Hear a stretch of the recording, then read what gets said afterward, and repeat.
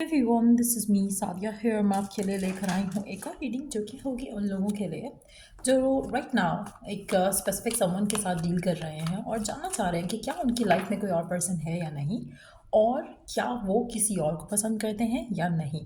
अच्छा, ये जो सवाल है ये सिर्फ उन लोगों के लिए है या ये रीडिंग उन लोगों के लिए है जिनको पता है कि आपके पार्टनर की लाइफ में कोई और नहीं है, लेकिन आपको फिर भी डाउट होता है जिसको आप क्लियर करना चाह रहे हो।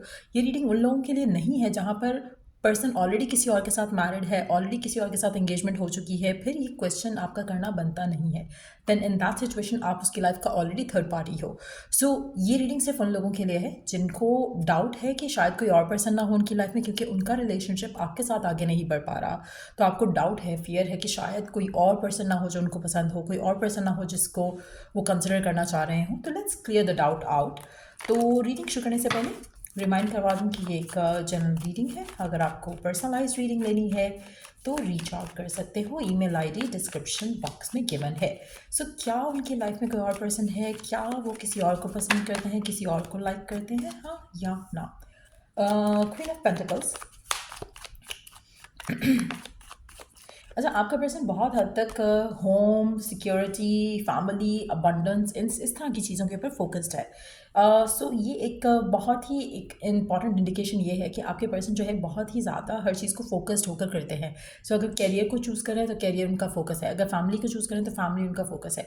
कहीं ना कहीं वो किसी भी चीज़ को चूज़ करते हैं तो उसमें अपना 100% देते हैं। राइट नाउ वो चीज़ या वो पर्सन आप नहीं हो जिसको वो 100% दे रहे हैं, जिसकी वजह से शायद आपको ये डाउट आता है, फियर आता है कि शायद पर्सन की लाइफ में कोई और पर्सन ना हो। लेकिन ऐसा लग रहा है इन दो कार्ड्स के हिसाब से अगर मैं देखूं तो ऐसा लग रहा है कि जैसे पर्सन जो है वो किसी न किसी कैरियर ग्रोथ के हवाले से बहुत ज़्यादा फोकस होकर काम कर रहा है। कोई गोल हो सकता है उसके मन में जो वो परसू करना चाह रहा है, कोई अचीवमेंट है जो उसके मन में है कि मुझे अचीव करना है, जो उसको हासिल करना है, कोई गोल है जो जिसके ऊपर वो काम कर रहा है, जिसकी वजह से शायद वो आपको उस तरह से टाइम या अफेक्शन नहीं शो कर पा रहा जैसा कि आप चाहते हो, या जिसकी वजह से शायद आपका लव लाइफ जो है वो राइट नाउ कंप्रोमाइज़ हो रही है। लेकिन I don't see another person, उसकी ज़िंदगी में कोई और पर्सन मुझे यहाँ पर दिख नहीं रहा। लेट्स सी मोर कार्ड्स है। अच्छा, मुझे ऐसा लग रहा है कि आपके रिश्ते में आपके पार्टनर के साथ डिलेज हैं, जिसकी वजह से आपको ये फियर आता है, जिसकी वजह से आपको ये डाउट आता है कि शायद उसकी लाइफ में कोई और पर्सन है, शायद वो किसी और को ना प्यार करता हो या चाहता हो, जिसकी वजह से वो आपको कमिटमेंट नहीं दे रहा या आपके साथ रिश्ता आगे नहीं जा रहा। लेकिन it's more to do with their work या फैमिली रिस्पॉन्सिबिलिटी भी हो सकती है कुछ लोगों के लिए। लेकिन मुझे यहाँ पर काम जो है वो ज़्यादा लग रहा है, चाहे वो वर्कहॉलिक पर्सन है या नहीं। ऐसा लग रहा है कि उसकी कोई रिस्पॉन्सिबिलिटी है या उसके मन में एक गोल है कि मुझे ये पूरा करना है। जब वो गोल पूरा हो जाएगा तो ही ये आपके साथ रिश्ता आगे ले जाने की बात करेंगे, या आपको तब लगेगा कि पर्सन जो है रिश्ते को लेकर इन्वेस्ट करना चाह रहा है, ओपन अप होना चाह रहा है इस कनेक्शन को लेकर। सो वो जो डिले है अभी से ऑनवर्ड्स टिल द टाइम कि वो आपको कमिटमेंट देगा, टिल द टाइम वो आपसे आगे रिलेशनशिप को आगे ले जाने की बात करे, उसमें डिले है जिसकी वजह से आपको ये डाउट आता है। लेकिन ऐसा कोई सिचुएशन दिख नहीं रही है यहाँ पर जहाँ पर पर्सन की लाइफ में कोई और पर्सन हो। समहाउ आपका जो रिलेशनशिप है वो फिलहाल कंप्रोमाइज़ हो रहा है, क्योंकि पर्सन जो है हेजिटेट कर रहा है इस रिलेशनशिप को आगे ले जाने के लिए, क्योंकि जैसे मैंने कहा ये हर चीज़ पे 100% फोकस देते हैं। अगर फैमिली है तो फैमिली रिस्पॉन्सिबिलिटी वो उनका 100 प्रायोरिटी है, 100% प्रायोरिटी है। अगर करियर है तो वो उनका 100% प्रायोरिटी है। फिलहाल आप वो प्रायोरिटी लिस्ट में नहीं हो। सो जिसकी वजह से आपको ये फील होगा कि शायद पर्सन या तो इंटरेस्ट लूज़ कर रहा है या फिर पर्सन जो है शायद सीरियस ही नहीं है, जबकि ऐसा नहीं है। सो गिवन सर्कमस्टांसेस में मुझे लगता है कि आप उनकी डिज़ायर हो, लेकिन एट द सेम टाइम फ़िलहाल उनका फोकस, उनकी प्रायोरिटीज़ और चीज़ें हैं। सो ऐसा नहीं है कि कोई और लड़का या कोई और लड़की उनकी लाइफ का जो है वो उनकी लाइफ का हिस्सा है। It's just do with their own top priorities, और उनकी ओन जो उन्होंने अपने गोल सेट किए हुए हैं उसके बारे में ये ज़्यादा थॉटफुल हैं एज़ कम्पेयर टू आपका रिलेशनशिप, जिसकी वजह से आपके रिश्ते में और आपके पार्टनर के रिश्ते में थोड़े इश्यूज़ आ रहे हैं। आपको कहीं ना कहीं लग रहा है कि शायद पर्सन नॉन कमिटल हो रहा है, और शायद ये सही भी लग रहा है क्योंकि वो आपको प्रायोरिटाइज़ नहीं कर रहे हैं, वो आपको लेकर शायद इतना सीरियस नहीं हो रहे हैं जितना शायद आप चाहते हो, या जितना आप सीरियस हो पर्सन को लेकर, जिसकी वजह से आपको ये फियर आने लगे हैं कि शायद उनकी लाइफ में कोई और पर्सन है। लेट्स सी कि गिवन सर्कमस्टांसेस में आपको क्या करना चाहिए, क्योंकि ये सिचुएशन तो डेवलप हो चुकी है यहाँ पर, लेकिन गिवन सर्कमस्टांसेस में आप क्या कर सकते हो? What shall you do? What shall you do? आपकी जो करंट सिचुएशन है आपके पार्टनर के साथ, इस गिवन सर्कमस्टांसेस में आपको क्या करना चाहिए?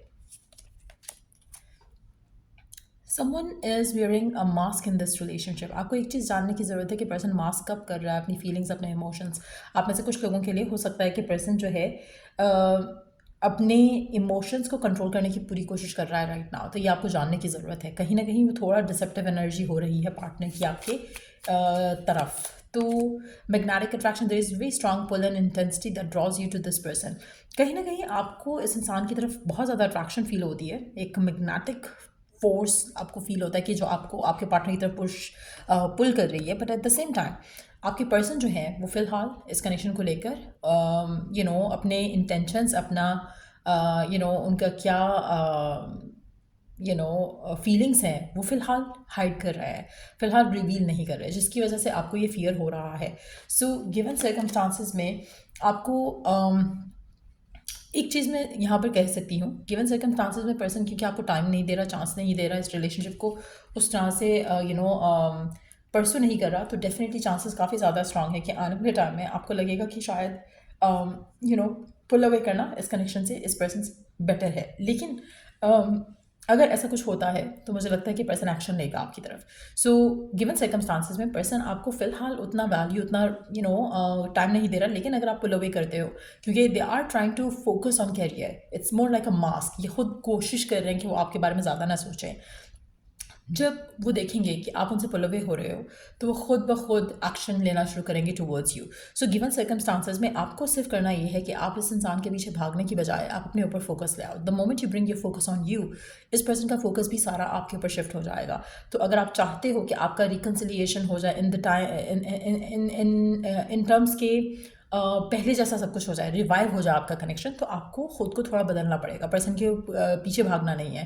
अपने आप को किसी और चीज़ में इन्वेस्ट करो, किसी और चीज़ में बिजी करो, अपने आप के ऊपर काम करना शुरू कर दो, थोड़ा अपने अंदर चेंज लेकर आओ, अपने ड्रेसिंग में, अपने वे ऑफ बीइंग में। और फिर देखो कि पर्सन किस तरह से पूरा सिचुएशन जो है वो बदल देता है, वो आपको चेज़ आफ्टर करेगा। सो मेजॉरिटी लोगों के लिए राइट नाउ खुद को बिजी करना बहुत ज़रूरी है। अगर आप खुद को बिजी कर लेते हो तो ऑटोमेटिकली आपके पर्सन की सारा फोकस, सारी अटेंशन आपके ऊपर आएगी। राइट नाउ आपकी अटेंशन, आपका फोकस आपके पर्सन के ऊपर है और उसका फोकस, उसकी अटेंशन भी उसके ऊपर ही है।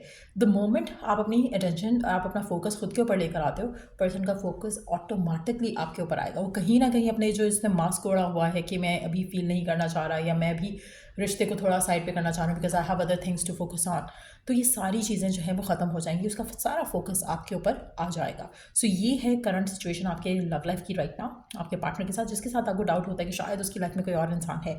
कोई और इंसान नहीं है, लेकिन येस, मुझे लग रहा है कि आपके कॉन्फ्लिक्ट, फाइट, आर्ग्यूमेंट बढ़ सकते हैं बिकॉज दे आर डिलेज आपके रिलेशनशिप को लेकर, और आपके पर्सन फिलहाल आपको या इस कनेक्शन को प्रायोरिटाइज नहीं कर रहे हैं। जब आप अगर अपने अंदर चेंज लेकर आते हो तो उसका रिफ्लेक्शन आपके पार्टनर के एटीट्यूड में डेफिनेटली दिखेगा। सो ये थी रीडिंग आप लोगों की। अगर आपको इस रीडिंग से हेल्प मिला है, गाइडेंस मिली है, तो लाइक, शेयर, सब्सक्राइब जरूर करो। तो लाइक द नेक्स्ट रीडिंग आप लोगों के लिए। Take care, bye.